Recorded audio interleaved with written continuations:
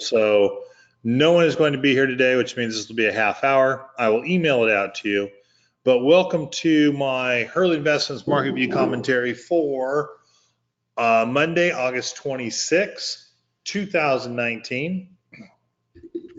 Pretty neat update today. If we take a peek at our market, S&P up 0.90. It's the lagging one with the, well, actually the Dow is only up 0.84. NASDAQ's up 1.1. Pretty good update for us. A lot of things are bouncing back. And all we are sitting in right now is a headline-driven market where the headlines are moving up one way and down the other.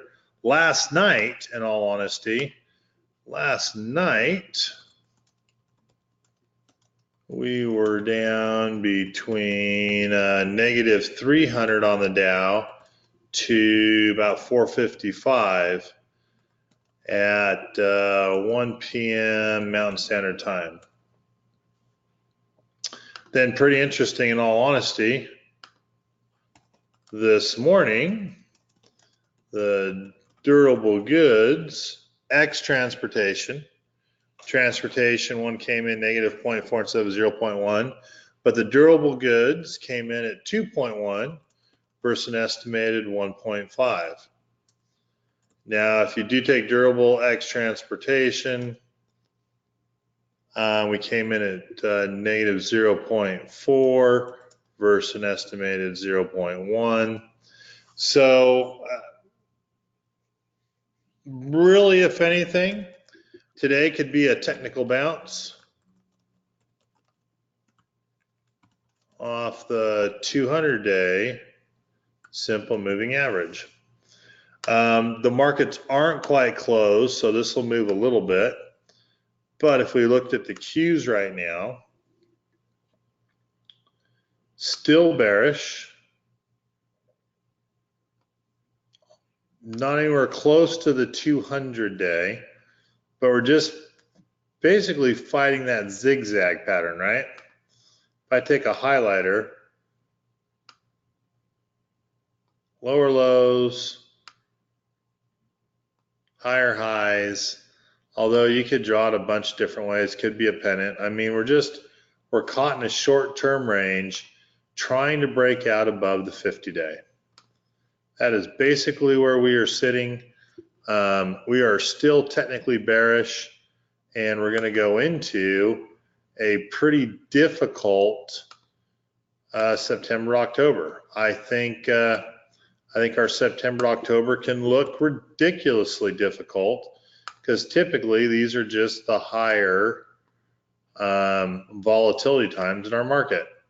I want to tell you September is the third most volatile month behind February, and the most volatile month in our markets are October. Just kind of the common sense. If we went to the S&P 500, I usually use the SPX. I feel that's an index that best represents the S&P 500. For all intents and purposes, we see exactly the same thing. It's just a bearish market caught in a short-term range, right in the middle between the 50 and the 200-day. It does not look especially appealing. I don't see a technical bounce coming for us anytime soon. We're just caught in a range.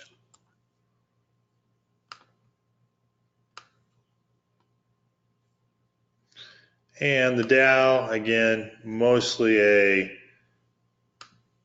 well, no one really follows the Dow, right?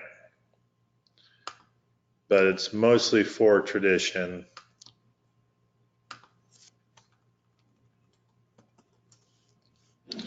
Dow Jones Industrial Average, even more so. Caught right in the middle. Not a big upside one way or the other.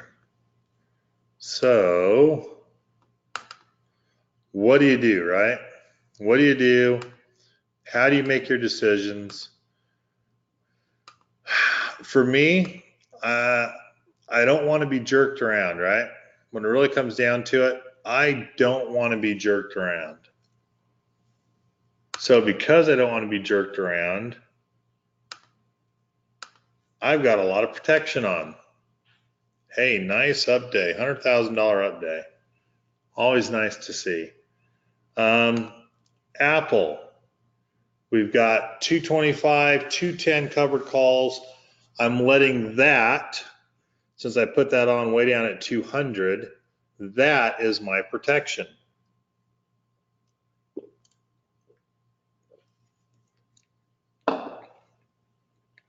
If I was to break that open,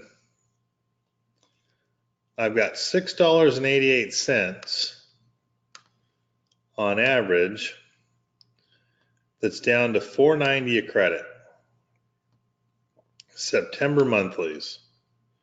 Why do I have that on? Well, I know most likely coming this Thursday, big money's out of the market.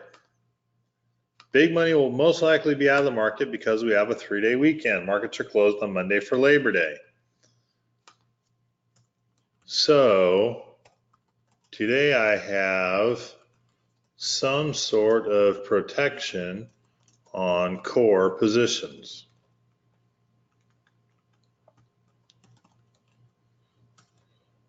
Deep in the money, covered calls, long puts, because by Thursday,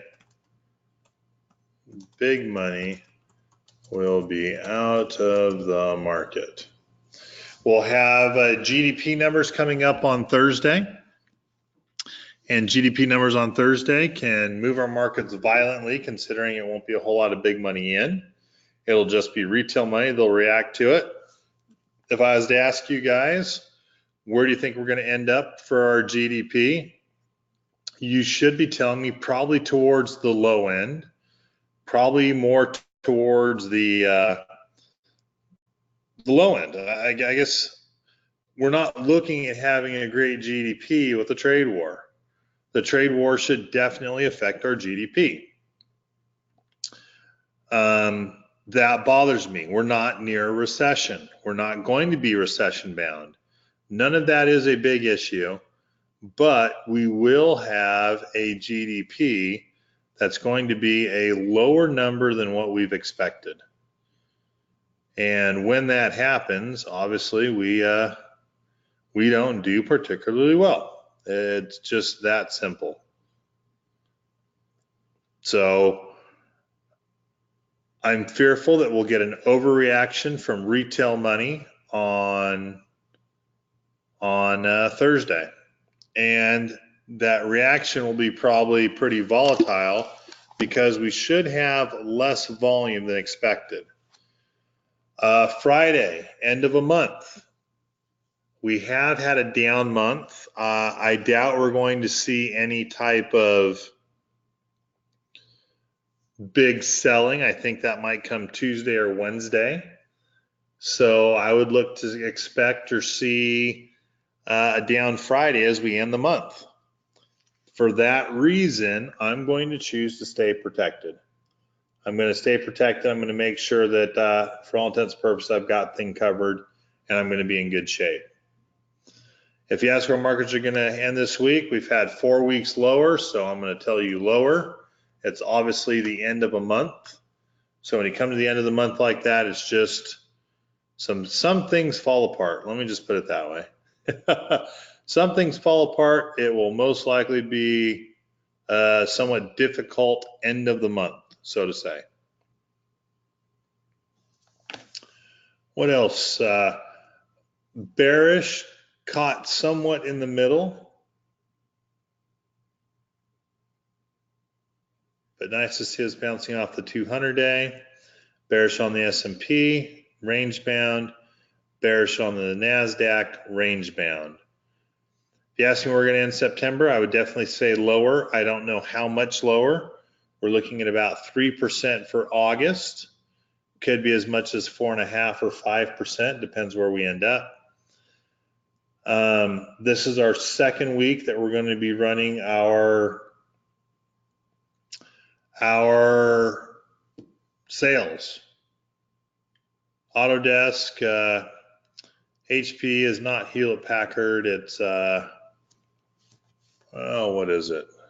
I can't remember what HP is right now.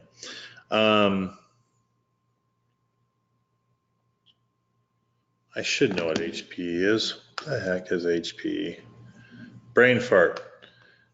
Been out traveling, obviously tired.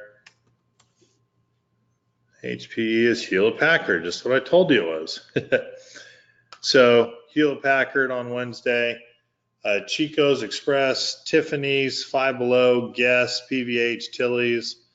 Thursday, Abercrombie & Fitch, Best Buy, Dollar Tree, Burlington, Dale, American Outdoor Brands, Coke, Carp, and Marvel are some that I trade. Big Lots and Campbell Soup on Friday. Again, GDP and GDP deflator will be the big ones on Thursday. Personal income, personal spending on Friday. Not much is happening via economic reports. Next Monday, where our markets are closed, non-manufacturing, so services PMI in China will come out. Our markets will not be open, so we will not see that. Adding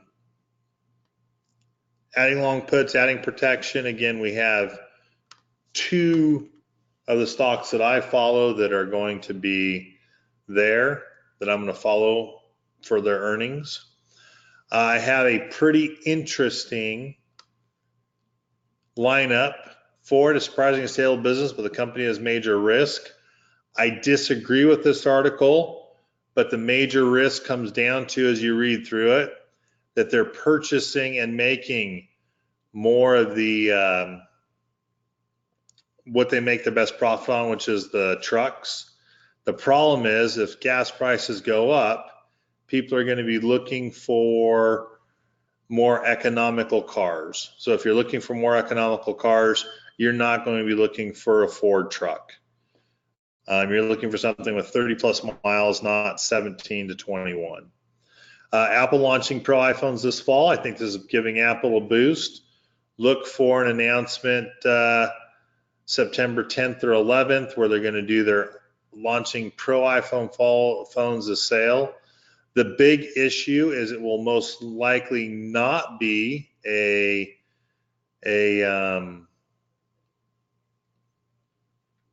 what am I trying to say? It'll most likely not be a 5G phone. But it's interesting because I thought 5G was coming out, and I thought that was the next thing. I most recently read an article that says 5G could be till like a 2022, 2023 opportunity. So 5G needs or phones may not be as close as we think they need to be. Find it pretty interesting. I worry about our debt. I did not understand or believe that China has debt that is, 300 times their GDP. Shocking that we're talking about a world economy. Shocking that we have our debt so high. They hear that China has hidden debt and that it rose to over 300% of its GDP. Concerns me. Some people can come back, and I've heard someone say, well, Kevin, the United States GDP is only, is $6 trillion. We've got $22 trillion of debt. So we're one and the same. If you don't like China, then you shouldn't like the United States. And in all honesty, you would be 100% correct. The difference between the two is we hold the reserve currency status. So we have the ability to not necessarily to service our debt. That's not what I'm trying to say or look for. But we have the ability to have a more stable currency and not go through some of the inflation swings. I love Disney's Expo. Definitely read through this if you're in Disney. Gives you a lineup of their movies and why I'm so bullish on Disney. Trump hints at a very big deal with Britain's post-Brexit. That would mean, though, at the October, we could see a lot of global volatility as Britain moves out of the European Union. Yes, they might get a good deal with us, but boy, I'm just going to say the world economies will not take that one lightly. It could be pretty difficult. Self-made millionaire, 3 biggest lies young people need to stop telling themselves. I need to focus on making passive income. I found this very interesting, and I guess I 100% agree. Most passive income is through a home. What they're going to say is focus on your job, put more money into your job, get a raise. If you just try harder, I can save more money. Disagree with that. You need to depend on a budget. I'm going to start keeping a budget. Obviously, don't start, just stick to a budget. My friend earns less than me, yet they're still able to go on 4 vacations every year. Yes, let's face it, some people are not honest in what they say they do, how much they have saved, where their money's at. I'm going to start investing. Investing sooner than later is always good. Wanting to get rich is bad. With all due respect, I've never thought that having more money and being able to help more people with it is bad. You do hear money is the root of all evil, but I would disagree with that. I do think how people treat that money and how they use that money could be something that would make it obviously not too helpful. Guys, we're in a volatile market. If you're asking me questions, I'm going to tell you protect, protect, protect. And this is going to be a very volatile week. There are no easy answers. Right now, there are no easy answers to what's happening and where our market's going to go. So please don't think that there's some special trade or some special thing to do. How you weather the volatility and prepare your portfolio for after our volatile September and October will make the returns for you into the end of the year. Guys, have a wonderful day. I apologize I'm traveling and out. I'll get this emailed to all of you, and feel free if you have any specific questions to email them to me. I can be reached at khurley@hurleyinvestments.com. Or you can always go to customer service at Hurley Investments, but khurley@Hurley Investments, and I'll get that email. Guys, enjoy your Monday. Welcome to well, it's an everyday week, but big one will be out due to Labor Day next Monday.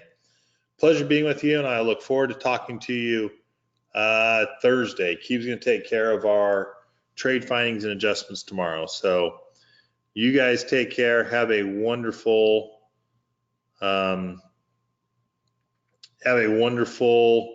Monday, and let's hear it for a bounce back. Talk to you later. Bye-bye.